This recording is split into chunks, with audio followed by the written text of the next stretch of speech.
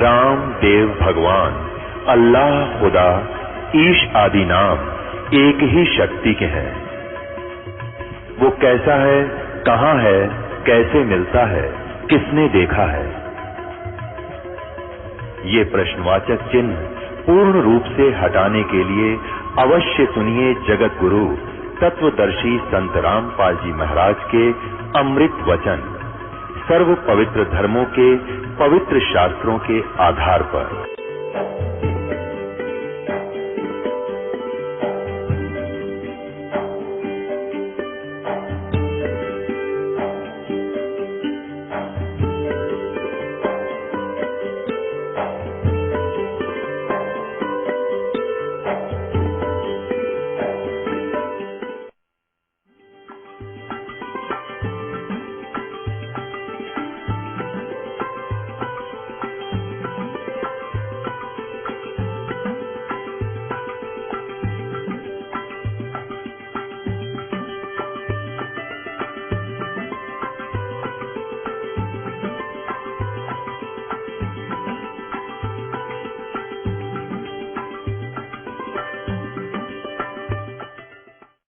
चौथे अध्याय के 32वें श्लोक में कहा है कि इसी प्रकार, यानी पूर्ण परमात्मा के मुखारविंद से, परमात्मा पूर्ण ब्रह्म की वाणी में पूर्ण विस्तार से वो भी ज्ञान दिया हुआ है जो नकली है, जो व्यर्थ है, जो साधना जन साधन कर रहा है, और वो भी ज्ञान दिया जो यथार्थ है। उस तत्व ज्ञान को तू किसी तत्वदर्शी संत के पास जाकर समझ,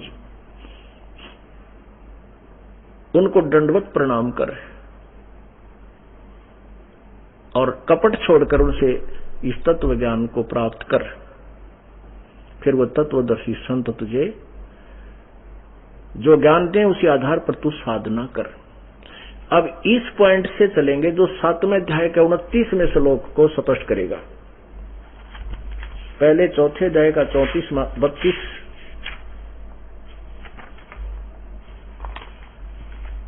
ये देखिएगा।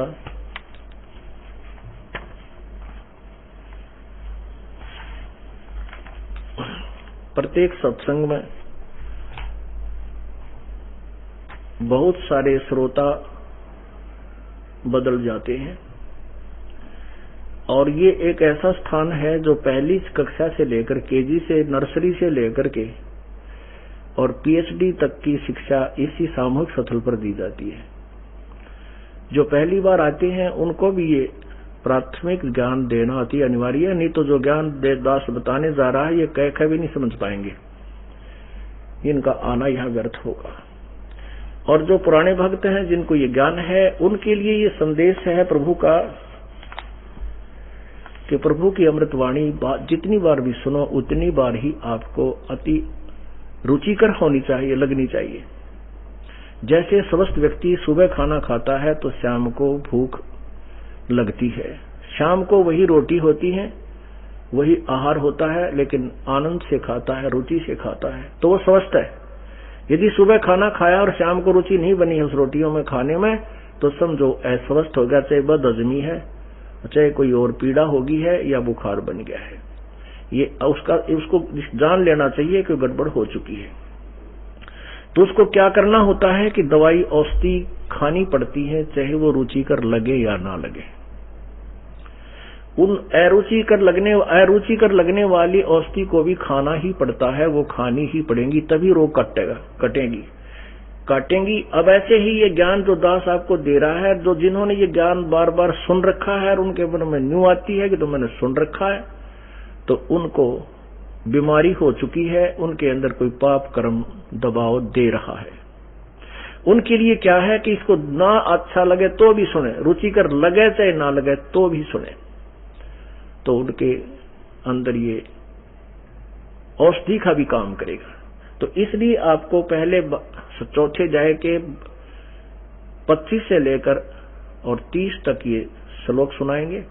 उसके बाद 32, 33, 34 जो श्लोक है वो आपके समझ में आएगा। अब देखिएगा गीता जी अध्याय नंबर 4 का 25 से प्रारंभ करते हैं। श्रीमद् भगवत गीता, और ये है गीता जी अध्याय नंबर 4 श्लोक नंबर 25। दूसरे योगीजन देवताओं के पूजन रूप यज्ञ का ही भली भांति अनुष्ठान किया करते हैं। अन्य योगीजन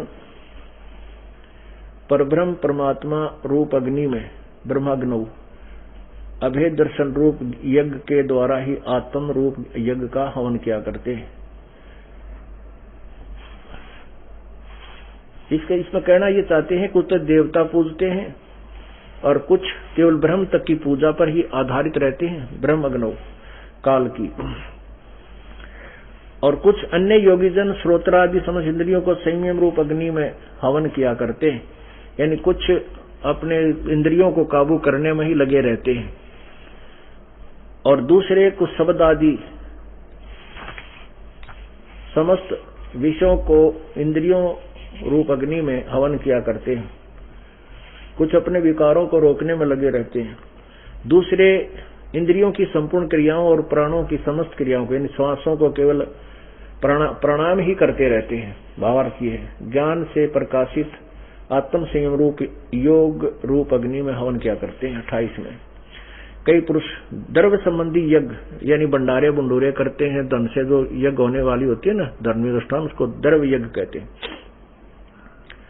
दूसरे कई पुरुष द्रव्य संबंधी यज्ञ करने वाले हैं, कितने ही तपस्या रूपी यज्ञ करने वाले, कुछ तप ही करके मोक्ष चाहते हैं, और दूसरे कितने ही योग यानी योग अभ्यास करते रहते हैं, योग रूप यज्ञ करने वाले हैं, और कितने ही अहिंसा आदि तीक्ष्ण व्रतों से युक्त, जैसे ये जैनी लोग होते हैं मुंह पर पट्टी बांधे रहते हैं, जैसे ये जैनी लोग होते हैं आपने देखा होगा पैरों में से नंगे मुंह पर पट्टी बांध लेंगे, तो कहते हैं ये इतने तीक्ष्ण अहिंसा यानी किसी जीव हिंसा ना हो जा, केवल इसी को ही मोक्ष मानते हैं। आगे देखना कितनी प्यारी व्याख्या की है। अहिंसा आदि तीक्ष्ण व्रतों से युक्त यतनशील पुरुष स्वाध्याय रूप ज्ञान ये करने वाले हैं। आगे अब 29 और 30 में दूसरे कितने ही योगीजन अपान आयु में प्राण वायु को हवन करते हैं, यानी एक वो क्या करते हैं, प्राण केवल अपने श्वास की ही क्रिया को पान अपान को ही अभ्यास करके और अंदर से कुछ आवाज सुन के ही उसमें स्थिर उसी को मोक्षदायक मानते हैं। आगे देखिएगा ये है प्राण वायु में अपान वायु को हवन करते हैं, और कितने ही नियमित आहार करने वाले यानी अल्पाहार करते हैं। प्राणायाम प्राण पुरुष प्राण और अपान की गति को रोककर प्राणों को प्राणों में ही हवन किया करते हैं, यानी प्राणायाम करते रहते हैं। और ये सभी साधक यज्ञों द्वारा पापों को नाश कर देने वाला यज्ञों को जानने वाले हैं। अब इसका अर्थ इन्होंने ठीक नहीं किया। इसका अर्थ ये है, इसका वास्तविक अर्थ ये है कि जो भी ऊपर बताई है साधना सभी इनको पाप नाशक जानकर ही करते हैं। भावार्थ ये है गीता ज्ञान दाता ये काल श्री कृष्ण जी के शरीर में प्रवेश करके गीता ज्ञान अर्जुन को सुना रहा है, और अपने लोक में रहने वालों को ये ज्ञान सुना रहा है। ये कह रहा है कि कुछ ऐसी साधना करते हैं, कुछ ऐसे करते हैं, कुछ ऐसे करते हैं, ये सभी ज्ञान को सभी इन साधनाओं को पाप नाश करने वाली ही जानते हैं। ये जानते हैं कि यही हमारे पापों का नाश करेंगी जो साधना हम कर रहे हैं। अच्छा अब आगे देखना 31 और 32 में क्या कहा है। ये अध्याय नंबर 4 का और श्लोक नंबर 31 सुनाएंगे आपको। हे कुरुक्ष अर्जुन श्रेष्ठ 30 तक आपने पढ़ लिया, अब 31 है। कुरुश्रेष्ठ अर्जुन यज्ञ से बचे हुए अमृत का अनुभव करने वाले सनातन ब्रह्म परमात्मा को प्राप्त होते हैं। सनातन ब्रह्म अविनाशी परमात्मा, ये सनातन ब्रह्म, इसको सनातन ब्रह्म कहो, इसको ब्रह्मण कहो। सनातन पर ब्रह्म यानी सनातन ब्रह्म यानी अविनाशी परमात्मा को प्राप्त होते हैं। और यज्ञ करने वाले पुरुषों के लिए तो यह मनुष्यलोक भी सुखदायक नहीं है, और परलोक कैसे सुखदायक हो सकता है यज्ञ। अब क्या है, यज्ञ से बचे हुए अमृत का अनुभव करने वाले। जैसे गीता जी अध्याय नंबर 3 के श्लोक 10 से लेकर के 15 तक स्पष्ट है कि उसमें बताया है कि परमात्मा ने सृष्टि रचकर उनको कहा था कि तुम यज्ञ करो और यज्ञों के द्वारा इन देवताओं को उन्नत करो, ये बढ़े हुए देवता तुम्हें फिर उन्नत करें और इस प्रकार वो उन्नत हुए देवता तुम्हें फिर बिना मांगे इच्छित भोग दिया करेंगे। और उस अन्न से बचे हुए शेष अन्न को, उस यज्ञ से बचे हुए धार्मिक अनुष्ठान पूर्ण परमात्मा को इष्ट रूप में मान करके जो साधना की जाती है वही यथार्थ अनुष्ठान होता है। उसमें कहते हैं पहले प्रभु को भोग लगाया जाता है और उसके बाद जो शेष अन्न बचता है वो सबको वितरित किया जाता है। इसमें वही लिखा है कि यज्ञ से बचे हुए अन्न को खाकर के सभी श्रद्धालु पाप मुक्त हो जाते हैं। तो यहाँ वही उसी से संबंधित। और कहते हैं जो अनुष्ठान नहीं करते, धार्मिक जो धर्म नहीं करते, कोई संत आदि बना करके अपनी साधना ठीक से नहीं कर रहे, वो इस लोक में भी दुखी और परलोक में भी दुखी। इसी का प्रमाण कबीर परमेश्वर जी अपनी वाणी में कहते हैं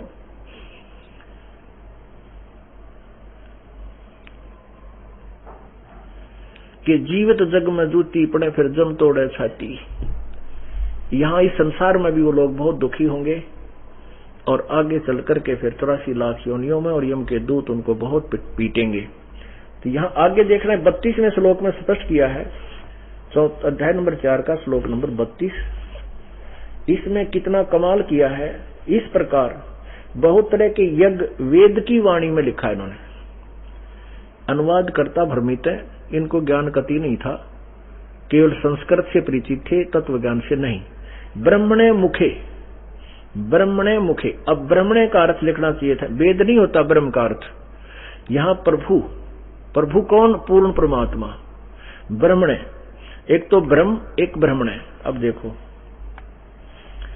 अध्याय नंबर 17 का श्लोक नंबर 23 में कहा है, इन्होंने खुद अनुवाद किया ब्रह्मणे माने क्या है। देखिएगा अध्याय नंबर 17 श्लोक नंबर 23 में कहा कि ओम तत्सत इति निर्देश है ब्रह्मणे तिर्विद समर्थ ब्राह्मणा तेन वेदात यगात विहिता पुरा। ये अनुवाद किया है कि ओम तत्सत इति ऐसा तिर्विद 3 प्रकार का। ब्रह्मणे का अर्थ देखना हमने, ब्रह्मणे का क्या अर्थ किया? सच्चिदानंद घन ब्रह्म का। ये बिल्कुल सही अनुवाद है, इसका अर्थ सही किया है। ब्रह्मणे माने सच्चिदानंद घन ब्रह्म का नाम कहा है, यानी पूर्ण परमात्मा कबीर परमेश्वर को प्राप्त करने का ये ओम तत्सत ये मंत्र है। ओम इसमें ब्रह्म का मंत्र है और तत् ये परब्रह्म का मंत्र है, और मंत्र है ये सांकेतिक है, और सत्य भी सांकेतिक है, ये पूर्ण ब्रह्म को का मंत्र है। इन तीनों मंत्रों के जाप से पूर्ण परमात्मा कबीर परमेश्वर की प्राप्ति होती है। और ये तिर्विध है माने 3 प्रकार से इसका सिमरण होता है और 3 बार में ही इसकी पूर्ति होती है, 3 बार में ये दान किया जाता है। अब हमने जो अपने मतलब का है वो ये देखना है कि ब्रह्मणे माने सच्चिदानंद घन ब्रह्म। तो यहाँ हम ब्रह्मणे का अर्थ ये लगाते हैं गीता जी अध्याय नंबर 4 का और श्लोक नंबर 32। और यहाँ देखिएगा इस प्रकार बहुत, जैसे पहले कहे ना 7-25 से लेकर 31 तक, इस प्रकार बहुत तरह के यज्ञ यहाँ लिखना है सच्चिदानंद घन ब्रह्म की वाणी में। सच्चिदानंद घन कौन है ये सिद्ध करूंगा इसके बाद, जिसके ऊपर बात चली है। आदि राम जिसको कहते हैं, आदि ब्रह्म को कोई ना जाने। परमात्मा ने कहा है राम राम सब जगत बखाने, आदि राम कोई बिरला ही जाने। फिर क्या कहा है कि काल ब्रह्म सकल जग जाने और आदि ब्रह्म को ना पहचाने। तो ये ब्रह्मणे आदि ब्रह्म है। आदि ब्रह्म कौन है? वो खुद कबीर परमेश्वर है। वही आकर के अपनी महिमा आप आरती आप साजे, आप किंगर आप बाजे, आप ताल झाल झनकारा, आप नचे अब देखण हारा। कह कबीर ऐसी आरती गाऊं, आप मध्य आप सुनाऊं। तो परमात्मा ने अपना ज्ञान आप ही बताना पड़ा, क्योंकि सब अपरिचित थे। इसलिए अपना ही रोल खुद ही एक दास का किया, स्वयं ही एक हंस बने, स्वयं ही एक भक्त बने, स्वयं ही एक गरीब व्यक्ति बने कि आदमी ये ना सोच बैठे कि परमात्मा धनी लोग या उच्च जाति वाले ही प्राप्त कर सकते हैं, गरीब और छोटी जाति वाले प्रभु प्राप्ति नहीं कर सकते। इसलिए प्रभु बहुत ही यानी शूद्र वर्ण में आए और बहुत ही गरीब व्यक्ति की एक लीला की, ताकि हम जैसे दारिद्रों का भी दिल डटा रहे कि परमात्मा ऐसे भी प्राप्त हो सकता है। इसलिए ये अपनी महिमा आप ही बता रहे हैं।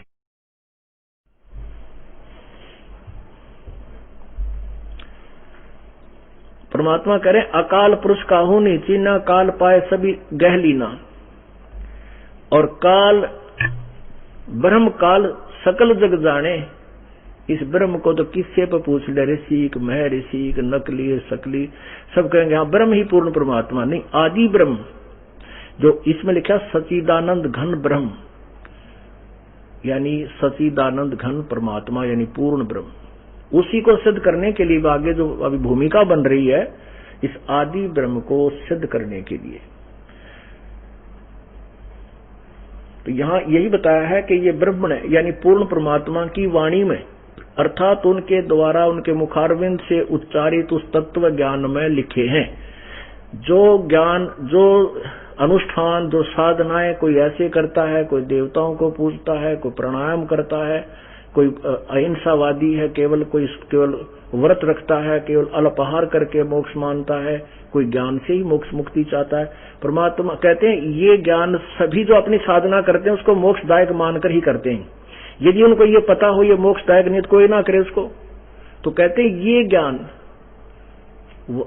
ज्ञान भी जो तुम कर रहे हो कि ये ठीक है या गलत है, ये भी विवरण है कबीर परमेश्वर के उस अमरवाणी में। और यथार्थ ज्ञान, तत्व ज्ञान भी उसी के द्वारा उच्चारित है। उस तत्व ज्ञान को तत्वदर्शी संतों के पास जाकर सुन, क्योंकि गीता में वो ज्ञान नहीं, इसलिए तो गीता ज्ञान दाता किसी तत्वदर्शी संत की तरफ संकेत कर रहा है। वो तत्वदर्शी संत के विषय में बताया जा रहा है। यहां देखिएगा अध्याय नंबर 4 का ये श्लोक नंबर 32। इस प्रकार बहुत प्रकार के यज्ञ वेद की वाणी में नहीं है, ब्रह्म ने या लिख दो सचिदानंद घन ब्रह्म की वाणी में, यानी कबीर वाणी में, कबीर परमेश्वर की वाणी में, उस अमर पुरुष द्वारा बोले गए अपने मुखारविंद से उस ज्ञान में। यहां देखिए ये ब्रह्मणे का अर्थ वेद नहीं है, ये गलत किया ना। यहां सचिदानंद घन ब्रह्म की वाणी में विस्तार से कहे गए हैं उन सबको तू कर्म जान। कर्म माने कर्म से ही होने वाले जान, इसका सीधा अर्थ है। ये इन्होंने चाहे कुछ भी घुमाया, मन इंद्रियां और शारीरिक क्रियाओं द्वारा संपन्न होने वाले जान, बिल्कुल ठीक है। अब क्या बताया है, तन हट कर के मन हट कर ही मनसा माहे डोले, जिसकी तारी लागे तत् में वो दूसरे तय के बोले।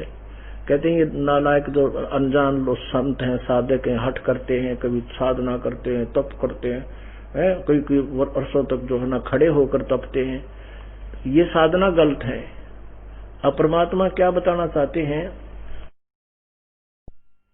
कि जो अब गीता ज्ञान दाता कह रहा है कि जो तत्व ज्ञान में जो परमात्मा की वाणी में लिखे हुए, कबीर वाणी में यानी अमर पुरुष की वाणी में ज्ञान में, तो उस ज्ञान को तू कर्म जान विद, यानी कर्म काम करते करते यानी कर्म योग द्वारा ही उनको सफल होने वाले मान।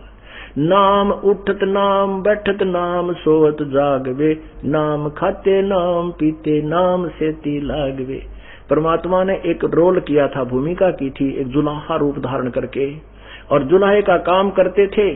सुबह से लेकर शाम तक बारीक बारीक से तार डाल के कपड़ा तैयार करते थे और ये दिखाते थे कि मेरे से कठिन काम किसी का नहीं है और मैं भी परमात्मा प्राप्ति कर सकता हूं, परमात्मा का ध्यान सिमरण अपना काम करते करते भी कर सकता हूं। ऐसा तरीका है। तो यही बताया है कि वो जो तत्व ज्ञान में तो सुनेगा अर्जुन, वो सभी जो परमात्मा की वाणी में जो लिखे हैं और वो साधक साधनाएं यानी काम करते करते ही होने कर संपूर्ण होने वाली, सफल होने वाली समझ।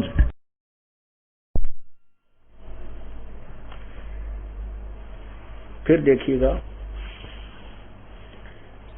अध्याय नंबर 32, अध्याय नंबर 4 श्लोक 32 में, इस प्रकार बहुत प्रकार तरह के यज्ञ या पूर्ण सच्चिदानंद घन ब्रह्म की वाणी में विस्तार से कहे गए हैं। उन सबको तू कर्म जान विद, कर्म जान यानी कर्मों, यानी यहां देख ले शारीरिक क्रियाएं द्वारा संपन्न होने वाले जान, और इस प्रकार तत्व से जानकर उनके अनुष्ठान द्वारा तू कर्म बंधन से सर्वथा मुक्त हो जाएगा। कौन से को? इस कबीर वाणी में जो लिखा है उसको जानकर तू फिर कर्मों बिल्कुल सर्वथा बंधन से मुक्त हो जाएगा, तेरा पूर्ण मोक्ष होगा। अब अध्याय नंबर 33 में कहा ना, श्लोक नंबर 33 में कहा है अध्याय नंबर 4 के कि हे पार्थ, हे परंतम अर्जुन, द्रव्य में यज्ञ की अपेक्षा ज्ञान यज्ञ अत्यंत श्रेष्ठ है। अब द्रव्य यज्ञ कौन सी होती है? जो धन से पूर्ण होती है। जैसे सेठ लोग हैं, कोई भंडारा कर देता है, किधर कोई धर्मशाला, कोई गौशाला, कोई चौपाल बनवा देते हैं। कहते हैं ये ऐसे मनमुखी तरह से दान करने से कोई भंडारा करता है, कोई गरीबों में कपड़े बांट देता है। परमात्मा कहते हैं कि ये जो ज्ञान है, जो साधना करते हो तुम धन से, इसके जो है ना बजाय तुम जो है तत्व ज्ञान को समझ एक बार और फिर धर्म कर। वो ज्ञान यज्ञ श्रेष्ठ है। ज्ञान यज्ञ का अर्थ है कि उससे पहले आपको पता चलेगा कौन तो भगवान है, और जो साधना तुम कर रहे हो वह ठीक भी है कि नहीं है। जैसे आपने अपने स्वदेश जाना, अपने घर को जाना है, यहाँ बरवाला आश्रम हिसार से, और आपने जाना कुरुक्षेत्र, आप चल पड़े सिरसा की तरफ, तो कहते पहले अपने मैप ने देख, अपने ज्ञान को समझ, तू जा की तरह है, तूने जाना कहाँ है, उसके बाद फिर प्रस्थान कर। मना नहीं किया कि धर्म ना कर, तू ये भंडारे ना कर, लेकिन ज्ञान यज्ञ श्रेष्ठ है, इसलिए कि पहले ज्ञान समझ। अब देखिए, हे परंतम अर्जुन, अध्याय नंबर 4 का ये श्लोक नंबर ये 34 है, ये 33 सुना रहा हूं। अर्जुन, द्रव्य में यज्ञ की अपेक्षा ज्ञान यज्ञ अत्यंत श्रेष्ठ है। यावन मात्र संपूर्ण कर्म ज्ञान में समाप्त हो जाते हैं। जो कर्म माने संपूर्ण कर्म, जो भी क्रियाएं, जो साधनाएं, जो धार्मिक कर्म तुम कर रहे हो, ज्ञान में ही से, तत्व ज्ञान से सुलझेंगे, और वो सच्चिदानंद घन परम की वाणी में उनका विस्तार से विवरण है। उस तत्व ज्ञान, वो तत्व ज्ञान है। तो अब 34वें श्लोक में कहा कि उस तत्व ज्ञान को तू तत्वदर्शी संतों के पास जाकर समझ। अध्याय नंबर 4 का जो दास सुनाना चाहता था, 34वें श्लोक को समझाने के लिए आपको ये भूमिका सुनाई है, बनाई है। अध्याय नंबर 4 का श्लोक 34 है। उस ज्ञान को जो अभी तक ये दास आपको बता रहा है, पढ़ा रहा था, उस ज्ञान को, कबीर परमेश्वर के ज्ञान को, परमात्मा के मुखारविंद से उच्चारित वाणी को, उस तत्व ज्ञान को तू तत्वदर्शी ज्ञानियों के पास जाकर समझ। उनको भली भांति दंडवत प्रणाम करने से, उनकी सेवा करने से, कपट छोड़कर सरलता पूर्वक प्रश्न करने से, वे परमात्म तत्व को भली भांति जानने वाले ज्ञानी महात्मा तुझे तत्व ज्ञान का उपदेश करेंगे। एक बात तो यह सिद्ध होगी कि गीता ज्ञान से अतिरिक्त कोई और ज्ञान है जो पूर्ण परमात्मा के द्वारा अपने मुखारविंद से, अपनी वाणी से उच्चारित है। वो ज्ञान कौन है और वो परमात्मा सच्चिदानंद घन ब्रह्म कौन है, आदि ब्रह्म कौन है, इसी को सिद्ध करने के लिए, यही इसी की पहचान कराने के लिए आपके समक्ष ये ढेर सारे प्रूफ दिए जा रहे हैं। अब वो तत्व ज्ञान को किसके पास? तत्वदर्शी संतों के पास जाकर समझ। वो तत्वदर्शी संत कैसा है, उसकी पहचान क्या है, ये भी गीता जी में बताया है 15वें अध्याय के प्रथम ही मंत्र में। उसमें बताया कि उल्टा लटका हुआ संसार रूपी वृक्ष है, और जो संत इसके सभी अंगों सहित, जो संत इस उल्टे लटके हुए संसार रूपी वृक्ष के सर्वांग सहित बतावे, ये संसार रूपी उल्टा लटका हुआ वृक्ष,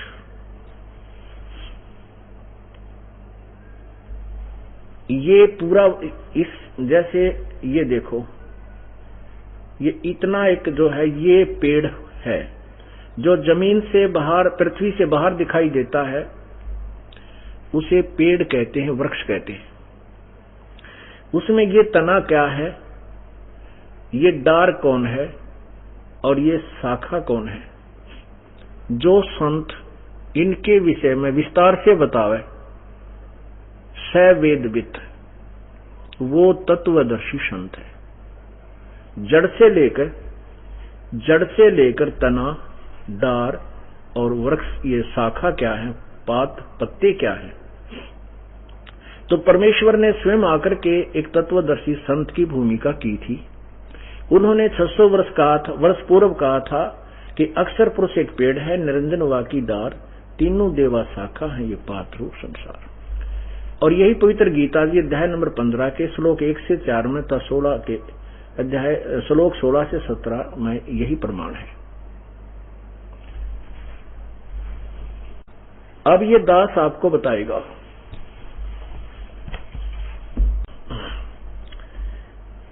देखिएगा,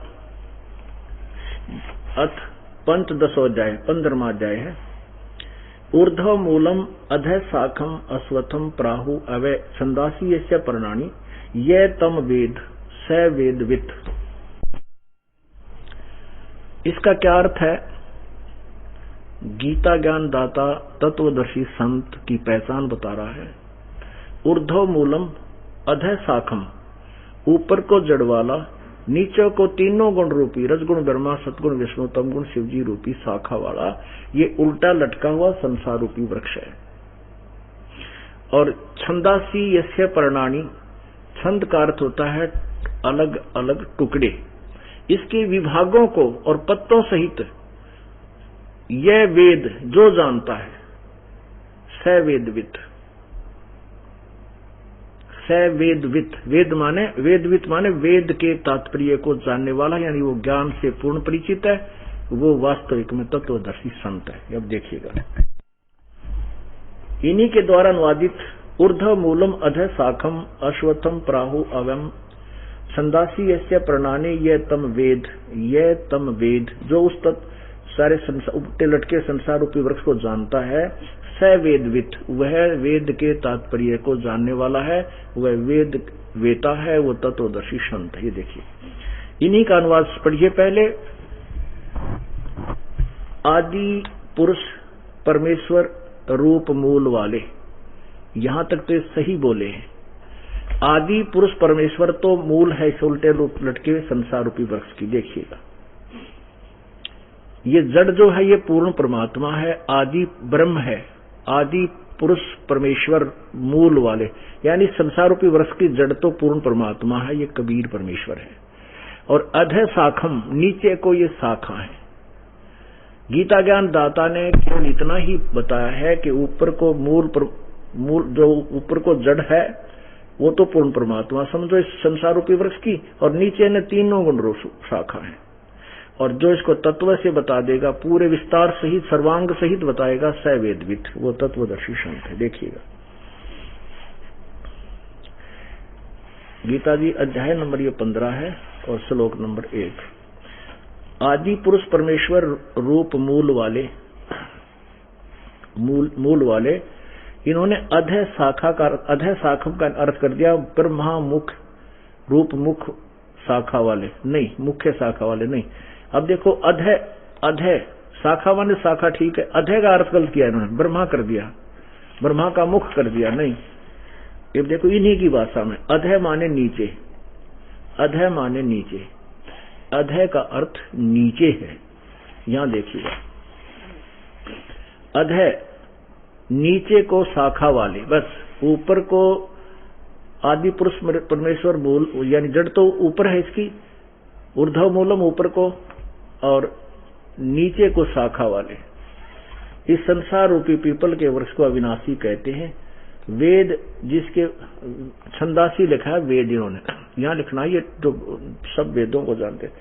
चलो, फिर भी इन्हीं के अनुसार इस उस संसार रूप वृक्ष को जो पुरुष, जो व्यक्ति मूल सहित, यानी जड़ से लेकर पत्तों तक बताता है, तत्व से जानता है, सह वह माने वह, स माने वह, वेदवित माने वेद के तात्पर्य को जानने वाला। स वेदवित वह तत्वदर्शी संत है।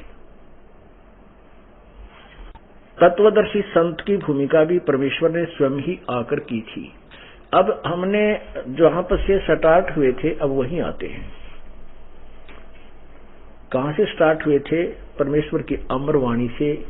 गीता जी अध्याय नंबर 4 के श्लोक 32 में जो कहा है कि उस परमेश्वर की मुख उस सच्चिदानंद घन ब्रह्म की वाणी में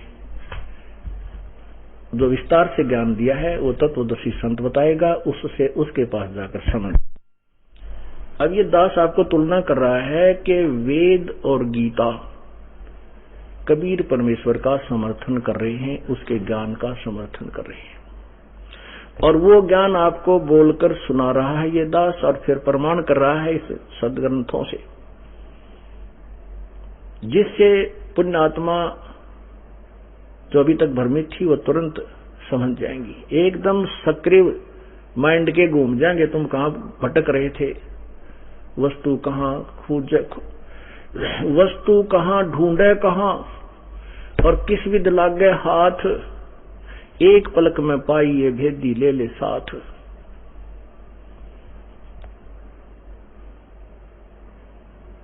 पुण्यात्माओं, ये वो अमर ज्ञान है जिसकी वर्तमान में, वैसे तो सदा से ही मानव समाज को इसकी आवश्यकता रही है, लेकिन परमेश्वर ने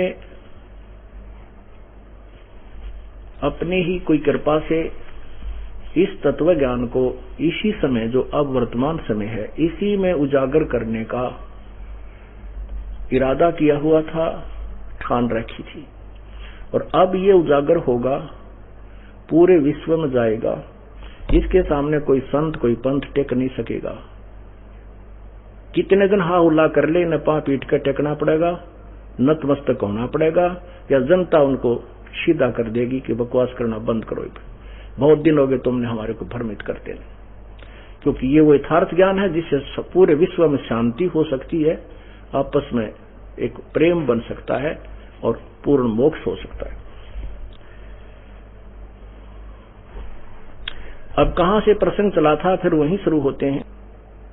अकाल पुरुष काहू नहीं चीन्या, काल पाए सभी गैलीन्या, काल ब्रह्म सकल जग जाने, आदि ब्रह्म को न पहचाने। आदि ब्रह्म को, आदि ब्रह्म कौन? वो पूर्ण परमात्मा जो सदा सनातन ब्रह्म, सनातन माने सदा का, जो सबसे पूर्व का प्रभु, वो कबीर परमेश्वर है। परमात्मा ने स्वयं कहा है कबीर साहब ना आकर के, कबीर वेद हमारा भेद है, हम वेदन में नाहि, हम ना वेदन के माही, और जौन वेद से मैं मिलूं वो वेद जानते नाही। प्रभु कहते हैं कि वेद गीता आदि, तो गीता जी जो है ये चारों वेदों का सारांश है, ये भी वेद ही। वेद हमारा भेद है और मैं ना वेदन के माही, यानी मेरे पाने की विधि वेदों में नहीं है, लेकिन वेद मेरी ही महिमा कर रहे हैं, वो पूर्ण परमात्मा के। जैसे गीता जी अध्याय नंबर 18 के श्लोक नंबर 62 में कहा है कि अर्जुन तू सर्वभाव से उस परमेश्वर की शरण में जा जिसकी कृपा से तू परम शांति और सत स्थान सतलोक को प्राप्त हो। ये देखिएगा श्रीमद् भगवत गीता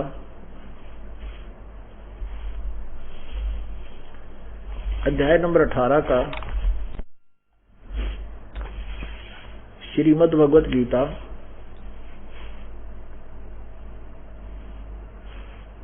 अठारह का श्लोक नंबर 62। हे भारत, सब प्रकार से उस परमेश्वर की शरण में जा, उस परमेश्वर की कृपा से ही तू परम शांति और शाश्वतम स्थानम सनातन परम धाम यानी सतलोक को प्राप्त होगा। इससे क्या सिद्ध हुआ कि गीता ज्ञान दाता ब्रह्म है, ज्योति निरंजन है, और ये किसी और परमेश्वर पूर्ण ब्रह्म सनातन परमधाम को प्राप्त, जो सनातन परमधाम में परमात्मा रहता है, उसको उसकी प्राप्ति के लिए ही कह रहा है। गीता जी अध्याय नंबर 15 के श्लोक नंबर 1 से 4 में भी यही विवरण है कि जब तत्व ज्ञान प्राप्त हो जाए उसके बाद उस परम पद परमेश्वर की खोज करनी चाहिए। ये देखिएगा, अब हम परमेश्वर की अमर वाणी सुनाएंगे।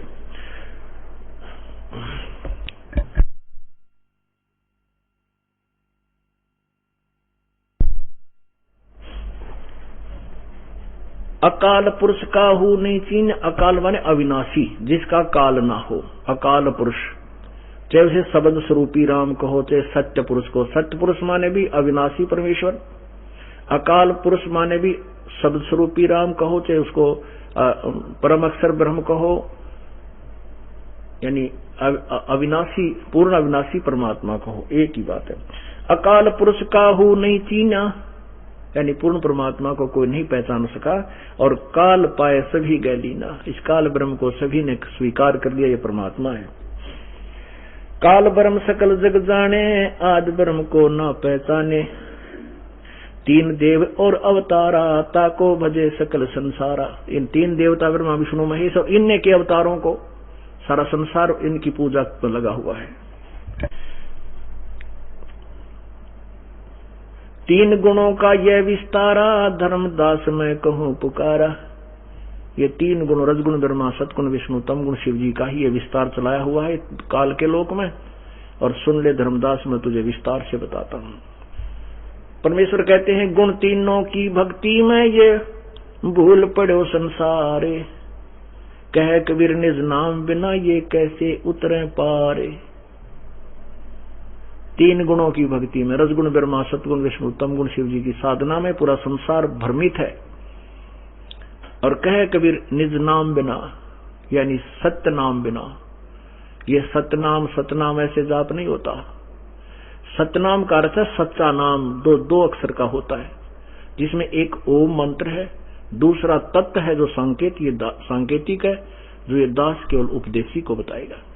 और सत्य वो सार शब्द है, सार नाम है, जो इस सतनाम के बाद आपको दिया जाएगा। केवल सतनाम से भी मोक्ष नहीं है जब तक सार नाम आपको नहीं मिलेगा। ओम तत् सत इति निर्देश है ब्रह्मण त्रिविध समर्थ। गीता भी संकेत दे रही है, यथार्थ ज्ञान नहीं है।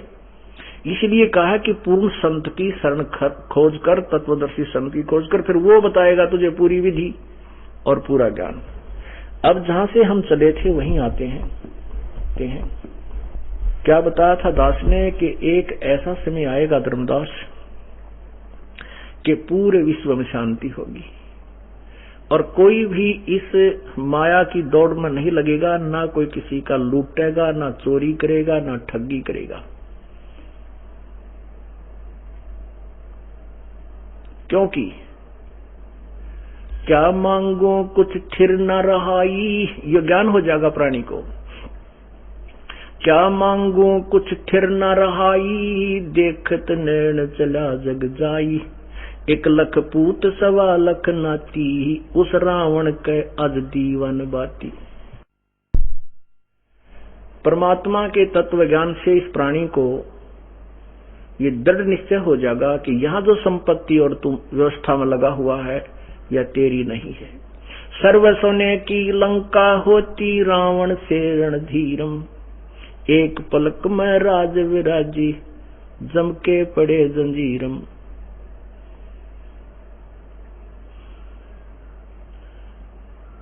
कहते हैं या माया अपनी नहीं, या माया अपनी कहे, समझत नहीं गंवारे। रति कंचन पाया नहीं, रावण चलती बारे। सारी सोने की लंका बनाए बैठा था, चलते समय कहते हैं मरा जब एक सुई भी सोने की नहीं ले जा सका रावण अपने साथ। तो कहते यहाँ की वस्तु की क्या डिमांड करें हम। तो ये तत्व ज्ञान से आपको पता चलेगा, तो उसके बाद आप ऐसी समर्थ शक्ति की शरण में हो जाओगे कबीर परमेश्वर की में, कि आपकी भाग्य में, आपकी किस्मत में, आपके प्रारब्ध में ना होगी कोई वस्तु जो आपको आवश्यकता होगी, परमेश्वर अपने कोटे तो देगा आपको।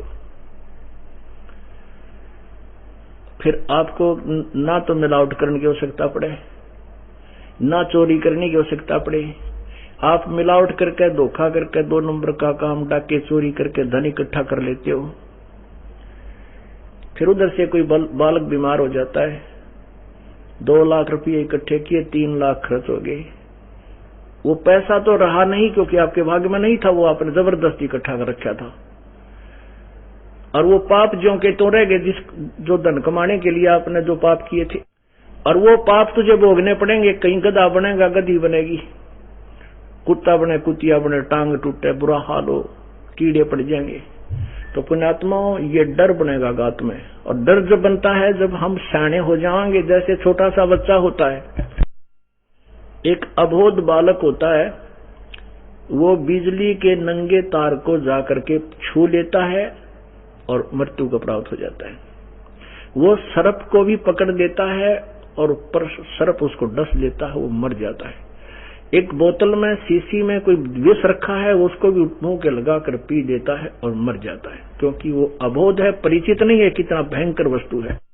वो अपरिचित है कि सर्प कितना भयंकर जानवर है। जब वो बड़ा हो जाता है, उसकी बुद्धि काम करने लग जाती है, विकसित हो जाती है, फिर वो सर्प से इतना डरता है, औरों को भी कहता भाग ले सर्प है। और बिजली का तार कहीं नंगा पड़ा हो जमीन पर, दूसरों को भी दूर करेगा, दूर हो जा, क्योंकि अब उसको ज्ञान हुआ, ज्ञान हुआ तो भय हुआ, भय हुआ तो जान बची। ऐसे ही जब हमें तत्व ज्ञान के रोशनी में हम परिचित हो जाएंगे, हमारी आंखें खुल जाएंगी, बुद्धि विकसित हो जाएगी, फिर हम पाप नहीं करेंगे और तभी हमें डर बनेगा। और फिर यहाँ की यथार्थता से परिचित हो जाएंगे। मान ले हमने एक फैक्ट्री ला ली, 2 कोठी बना ली, चलते समय तो साथ नहीं जाएंगी, और इसकी व्यवस्था में जो समय व्यर्थ कर दिया और भगवान भजा नहीं, ये अनमोल जीवन तेरा व्यर्थ गया। तो ऐसे कहते हैं। अब गीता जी का वो संदेश आपको दूंगा जिस तरह से स्टार्ट किया था कि इस तत्व ज्ञान को समझने के बाद, इस तत्व ज्ञान को समझने के उपरांत और तत्व ब्रह्म से परिचित हो जाने के उपरांत, तत्व ब्रह्म उस परमेश्वर, आदि पुरुष परमेश्वर कबीर भगवान के यथार्थ स्थान और उसकी महिमा से परिचित होने के उपरांत, अर्जुन तू केवल यहां से जन्म और मृत्यु से छुटकारे का ही प्रयत्न करेगा। जो व्यक्ति उस तत्व ज्ञान, जो तत्वदर्शी संत बतावेगा, और मैं जो तुझे कह रहा हूं, जो इस बात को सत्य मान लेगा। काल कह रहा गीता ज्ञान दाता कि जो ज्ञान मैं बता रहा हूं कि तत्वदर्शी संत की खोज कर और उनसे दंडोत प्रणाम कर, कपट छोड़कर, अभिमान छोड़कर अपना नतमस्तक होकर अपना कल्याण कराने के लिए उनसे ये तत्व ज्ञान पूछ समझ। उस तत्व ज्ञान से, पूरे आध्यात्मिक ज्ञान से आप परिचित हो जाओगे और उस परमात्मा से परिचित होने के उपरांत संसार की किसी भी वस्तु की तू डिमांड नहीं करेगा। अब यहां से शुरू हुआ था कि जिससे विश्व में शांति होगी और सर्व मनुष्य समुदाय का जो कल्याण होगा, वहीं फिर आते हैं। अध्याय नंबर 7 का श्लोक नंबर 29। अध्याय नंबर 7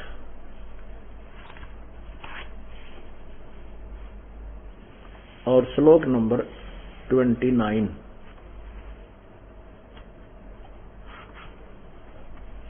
इसका यहां अनुवाद किया इन्होंने नेक्स्ट पृष्ठ पे। क्या कहता गीता ज्ञान दाता, जो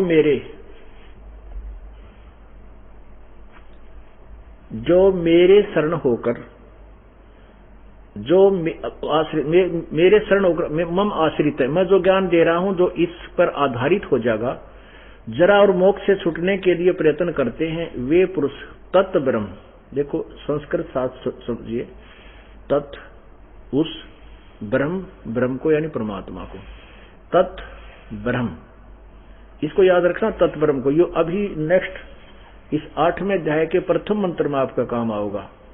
ये लिखा किम तत् ब्रह्म, किम अध्यात्म, किम कर्म पुरुषोत्तम। अर्जुन पूछा वो तत् ब्रह्म कौन है, जिसके विषय में आपने 7वें अध्याय के 29वें श्लोक में बताया है। ये अध्याय नंबर 7 का 29वां श्लोक है। मेरे इस वैसे ये अर्थ है, मेरे ज्ञान के शरण होकर, जो मैं ज्ञान तुझे दे रहा हूं इस पर तू विश्वास करके तत्वदर्शी संत को ढूंढ लेगा। जो मेरे शरण होकर जरा और मोक्ष मरण से छूटने के लिए यत्न करते हैं, वे उस तत्ब्रह्म को और संपूर्ण अध्यात्म को यानी पूरे आध्यात्मिक ज्ञान को तथा संपूर्ण कर्मों को जानते हैं। क्या अर्थ है? गीता ज्ञानदाता क्या कह रहा है कि जो मैं तुझे बता रहा हूं अर्जुन, क्योंकि पहला, दूसरा, तीसरा, चौथा, पांचवा, छठा, अब 7वें अध्याय में आ लिया वो कहता हुआ कि जो मैं तुझे ज्ञान बता चुका हूं इस पर जो आश्रित हो जाएगा, मेरी इस बात को मान लेगा, और उसके बाद जो वो फिर क्या करेगा, जन्म और मृत्यु से छूटने का ही प्रयत्न करता है। तो कौन होता है वो उस संपूर्ण उस तत्ब्रह्म से परिचित हो चुका है, आदि ब्रह्म से, तत्ब्रह्म से और संपूर्ण आध्यात्मिक ज्ञान से और सभी पाप और पुण्य रूपी कर्मों के फलों से परिचित हो चुका होता है। वही यहां से जन्म और मरण की छूटने का प्रयत्न करता है और किसी वस्तु की डिमांड नहीं करता। अब 8वें अध्याय के प्रथम श्लोक में अर्जुन ने पूछा, फिर परमात्मा कौन है वो तत्ब्रह्म जो तेरे से भी न्यारा है? किम तत्ब्रह्म? ये देखना अध्याय नंबर 8 का 8वां अध्याय प्रथम ही मंत्र में अर्जुन ने पूछा, किम तत्ब्रह्म किम अध्यात्म किम कर्म पुरुषोत्तम अधिभूतम च किम प्रोक्तम अधिदेवम किम उच्यते। अब इसमें प्रश्न किया है कि हे पुरुषोत्तम, तत्ब्रह्म वह ब्रह्म क्या है जो यहां कहा था कि तत्ब्रह्म 7वें अध्याय 29 तत्ब्रह्म, उस ब्रह्म को, संपूर्ण अध्यात्म को, संपूर्ण कर्मों को जानते हैं, जो जरा और मरण से छूटने के जो प्रयत्न करते हैं, वे पुरुष, वे व्यक्ति उस ब्रह्म को और सारे अध्यात्म को, सारे कर्मों से परिचित है। तो यहां पूछा है कि किम तत्ब्रह्म, वह पुरुषोत्तम वह ब्रह्म क्या है? इसका उत्तर गीता ज्ञान दाता ने अध्याय नंबर 8 के ही मंत्र नंबर 3 में दिया है। परम अक्षर ब्रह्म है, क्योंकि यहां तक तो अर्जुन बोल रहा है, तीसरे में उत्तर दिया श्री भगवान वाच परम अक्षर ब्रह्म है, वह परम अक्षर ब्रह्म है। यानी अक्षर माने वैसे अविनाशी होता है, अक्षर का अर्थ अविनाशी होता है, लेकिन गीता जी अध्याय नंबर 15 के श्लोक नंबर 16 और 17 में ये तो निर्णय दिया है कि इस ब्रह्म परब्रह्म को भी अक्षर पुरुष कहते हैं, लेकिन ये वास्तव में अविनाशी नहीं है। जैसे परमेश्वर ने कहा है, अक्षर पुरुष एक पेड़ है, निरंजन वाकी डार और तीनों देवा शाखा है, ये पात रूप संसार। अक्षर माने जिसका नाश ना हो, लेकिन कहते हैं परम अक्षर ब्रह्म क्यों शब्द प्रयोग करना पड़ा? क्योंकि अक्षर ब्रह्म, अक्षर जो है, अक्षर ब्रह्म है, ये भी नाशवान है, लेकिन इसकी मृत्यु बहुत लंबे चौड़े समय में होती है। जैसे एक तो मिट्टी का कप है, ये प्याला सफेद रंग का, और एक स्टील का बना हो कप प्याला, तो इन दोनों में की तुलना में स्टील वाला ज्यादा स्थायी है, लेकिन स्टील को भी कभी समय आने पर जंग लगेगा और ये नष्ट हो जाएगी, समय बहुत लगेगा। लेकिन उस सफेद कप का प्याला तो पड़ते ही टूट जाए, सफेद रंग का, तो अंडरस्टूड है कि ये तो बिल्कुल नाशवान है। ऐसे ब्रह्म और ब्रह्म के यानी क्षर पुरुष और उसके प्राणी, इनका तो ऐसी स्थिति जानो। और अक्षर पुरुष यानी परब्रह्म जिसको कहते हैं, वो स्टील का कप जानो, लेकिन वो भी नाश होता है। और तीसरा परम अक्षर ब्रह्म, वास्तव में विनाशी परमात्मा जिसका कभी नाश नहीं होता, उसको सोने से निर्मित कप जानो, उसकी शरीर की स्थिति ऐसी जानो। अब 15वें अध्याय का आपको 16-17 श्लोक सुनाते हैं। पुण्यात्माओं, आपको ऐसा कंठस्थ करा दूंगा इस ज्ञान को, आप रह नहीं सकते इसको आगे उगले बिना, क्योंकि एक ऐसा मार्ग है जो प्रत्येक प्राणी को इसकी आवश्यकता है। सभी भटक रहे हैं, कोई मंदिर में, कोई मस्जिद में, कोई गुरुद्वारे में, कोई कहीं चर्च बना के, कोई नकली गुरुओं के पास धक्के खा के अपने इस अनमोल मनुष्य जीवन को बर्बाद कर रहे हैं। और ऐसा रोशनी होने के बाद, ऐसा खजाना मिलने के बाद कोई ऐसा मूर्ख नहीं है जो पीछे रह जाएगा, और पीछे रहेगा वो महामूर्ख ही है। अब इस ज्ञान को जो नहीं ग्रहण करेगा, कल्याण नहीं करवाता, फिर भक्ति नहीं चाहता, बकवादी आदमी है, तो उसको ईश्वर की आवश्यकता ही नहीं है। आप देखना गीता जी अध्याय नंबर 15 का श्लोक नंबर 16 और 17 आपको दिखाते हैं। ये देखिएगा अध्याय नंबर 15 श्लोक नंबर 16। इसकी संस्कृत भी पढ़ेंगे क्योंकि हमें अक्षर ज्ञान है। अब लाभ हो गया हमें, अब पिछली पीढ़ी है प्रभु की। द्वौ इमौ पुरुषौ लोके क्षर च अक्षर है। संस्कृत समझिएगा, हिंदी ये क्योंकि देवनागरी लिपि है। द्वौ इमौ पुरुषौ लोके, क्षर च अक्षर एवं च एव च क्षर अक्षरवाणी भूतानी कुटस्थ अक्षर उच्यते। अब इसका अनुवाद करते समय हम क्या करते हैं कि क्षर, ये पुरुषौ है ना, क्षर पुरुष और अक्षर पुरुष, इसको दोनों के साथ लगा सकते हैं। द्वौ इमौ, इस लोक में, द्वौ इमौ लोके, इस लोक में दो प्रकार के पुरुष माने प्रभु हैं, एक क्षर पुरुष एक अक्षर पुरुष। यहां देखो, इन्हीं का अनुवाद देखिएगा। इस संसार में नाशवान, क्षर माने नाशवान, अक्षर माने अविनाशी।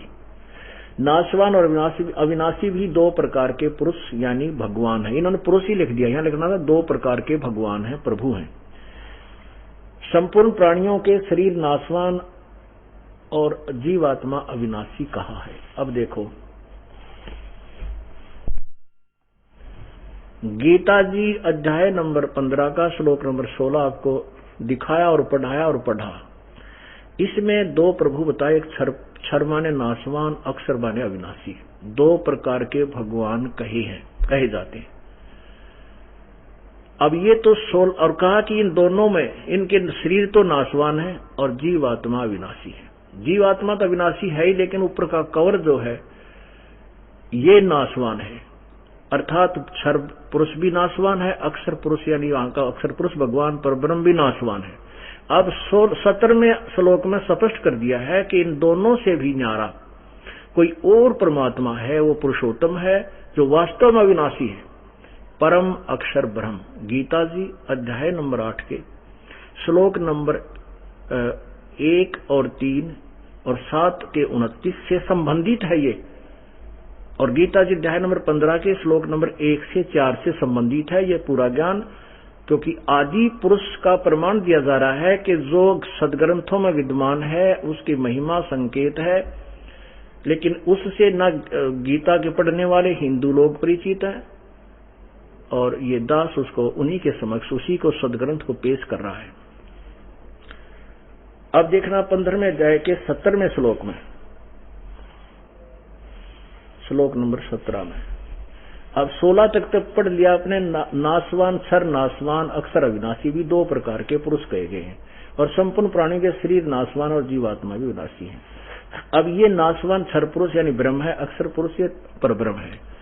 अब यहां लिखा है कि उत्तम पुरुष है तू अन्य, वास्तव में उत्तम परमात्मा सर्वश्रेष्ठ प्रभु तो इन ऊपर वाले दोनों भगवानों से अन्य ही है और है, परमात्मा इति उदाहरते जिसको भगवान कहते हैं। और ये लोग त्रयम आविश्य विभर्ति अवैश्वर है, वो अवैश्वर माने वास्तव में अविनाशी प्रभु है। इन्हीं का अनुवाद उत्तम पुरुष तो अन्य ही है। उत्तम पुरुष माने प्रभु। इन्होंने क्यों ज्ञान तो था ही नहीं, नौका जहां उलझे वहां ऐसे अक्षर अर्थ छोड़ दिया और अर्थ नहीं। उत्तम पुरुष तो अन्य ही है, यानी उत्तम पुरुषोत्तम। उत्तम पुरुष माने पुरुषोत्तम, सर्वश्रेष्ठ प्रभु तो कोई और ही है, जो तीनों लोकों में प्रवेश करके सबका धारण पोषण करता, अविनाशी परमेश्वर परमात्मा इस प्रकार कहा गया। अब फिर आइए उसी स्थान पर, उसी पॉइंट पर आइएगा कि ऊपर को जड़ वाला और नीचे को शाखा वाला ये संसार रूपी वृक्ष है। अब यहां से क्या लिखा है गीता जी अध्याय नंबर 15 के श्लोक 17 में कि उत्तम पुरुष तु अन्य परमात्मा इति उदाहरते, यह लोक तरम अविश्य विभर्ति अवैश्वर है। तीनों जो उत्तम पुरुष यानी सर्वश्रेष्ठ परमात्मा तो ऊपर वर्णित दोनों भगवानों से कोई और ही है, और वही तीनों लोकों में प्रवेश करके सबका धारण पोषण करता है।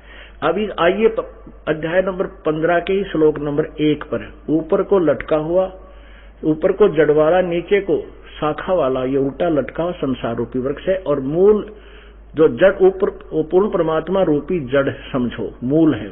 तो उस मूल से कोई भी पौधा है, पेड़ है, जड़ से खुराक जाती है। यानी ब्रह्मा विष्णु महेश ब्रह्म परब्रह्म के भी पालन करता है, वो पूर्ण परमात्मा है, कबीर परमेश्वर है। ये गीता सिद्ध कर रही है। अब देखना इसको, ये ऊपर को जड़ है, यह लोक धर्म अविश्य विभर्ति, तीनों लोकों में जो प्रवेश करके सबका धारण पोषण करता है। इस पौधे को जड़ से खुराक आई, पेड़ को परमात्मा पूर्ण ब्रह्म की भक्ति से ही इनके ये साधना करते इस परमेश्वर की, इनसे यहाँ तना में खुराक आती है, तना से डार में आती है, डार से इन शाखाओं में, और हम फिर यहाँ नीचे हैं, हम यहाँ नीचे हैं, पात रूप में हम अब प्राणी हैं।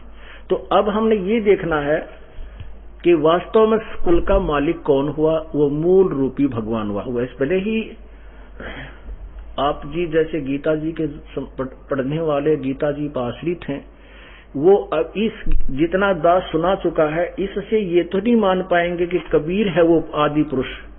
वो भी पेटा भर दूंगा, वो भी विश्वास दिलाऊंगा 100 प्रमाण दे करके कि वो कौन है, वो परमात्मा जिसको आदि पुरुष कहा है, वो कबीर है। और वही काशी में आया, बनारस में दुल्हा, वही पूर्ण परमात्मा। लेकिन इतना तो मानना पड़ेगा गीता पर आश्रित समुदाय ने कि गीता ज्ञान दाता से कोई और परमात्मा जो समर्थ शक्ति है, ये तो मान चुके हैं और मानना पड़ेगा। वो कौन है, कैसा है, कहां रहता है, ये प्रमाण अलग से आपको और दिए जाएंगे। तो जहां से दास ने स्टार्ट किया था कि धर्मदास जी को प्रभु ने बताया था कि धर्मदास तो लाख दुहाई, ये सार शब्द कहीं बाहर न जाए। ये सार शब्द और सार ज्ञान ये दो सतिथि हैं। सार ज्ञान यानी मूल ज्ञान, मूल ज्ञान मीन तत्व ज्ञान। कहा था कि कहीं बाहर ना जावे, अभी नहीं बताना किसी को, समय आएगा जब बीचली पीढ़ी आएगी, उस समय इस ज्ञान का ढंडोरा पीटेंगे और जन साधारण तक बताएंगे। यदि आपने अभी इसका विस्तार खोल दिया, धर्मदास जी ने अपने भी वंशजों को भी ये ज्ञान नहीं दिया, यथार्थ मंत्र नहीं दिया जो 3 मंत्र का है, ओम तत्सत।